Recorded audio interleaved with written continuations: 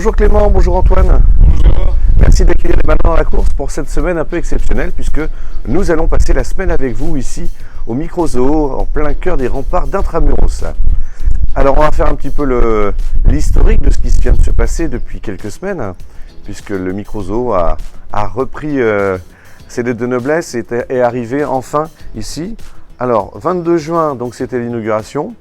Mais en réalité, ça suit de un an et demi de travaux presque. C'est ça, 1 an et demi de travaux acharnés à refaire nos décors, à installer les animaux, à rénover l'entièreté du site. Et on a ouvert le 6 juin au public. Donc après le confinement et après... Une sacrée aventure, donc un projet qui a mis longtemps à voir le jour.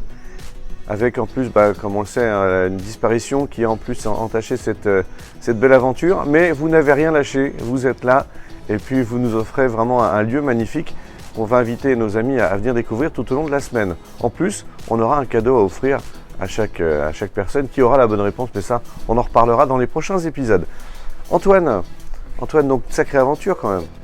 Oui, un projet qui a été porté par Maurice et après sa disparition, on a dû tenir bon, notamment grâce à la présence de son fils Charles avec nous. Et finalement, c'est plus d'1 an et demi d'efforts qui sont récompensés puisque les gens sont a priori jusque-là ravis de ce qu'ils voient. Et ça, c'est la plus belle des récompenses pour nous.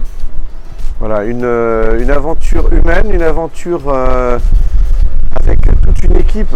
Alors une équipe de combien de personnes, vous pouvez nous en parler? On est trois. On est trois. Clément et moi sommes plutôt les zootechniciens. On s'occupe des animaux, du site, de l'accueil des visiteurs. On partage tous les jours notre passion pour les animaux avec nos visiteurs. Et puis il y a Charles qui heureusement est là pour chapeauter les parties un peu plus administratives et très très prenantes aussi qu'on n'aurait pas le temps d'assumer nous deux. Alors comment on fait pour gérer justement un micro-zoo? Comment ça se passe? Quelle est la vie de tous les jours? On se lève tôt le matin et on se couche tard le soir, en ce moment en tout cas. Voilà, parce que on a actuellement sur site plus de 350 animaux. Ah oui, 350 pensionnaires donc. 350 pensionnaires, ouais, nos petits protégés, donc il faut s'en occuper, avoir une attention particulière pour chacun de ces animaux tous les matins, tous les jours, mettre au moins l'œil sur chacun des individus.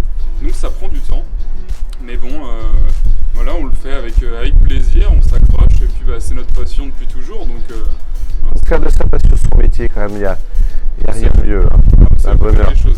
Donc ce qu'on vous propose à regarder, qui suivez les ballons dans la course, c'est pendant toute la semaine, nous allons faire un voyage naturaliste autour du monde en passant par des environnements naturels des 5 continents.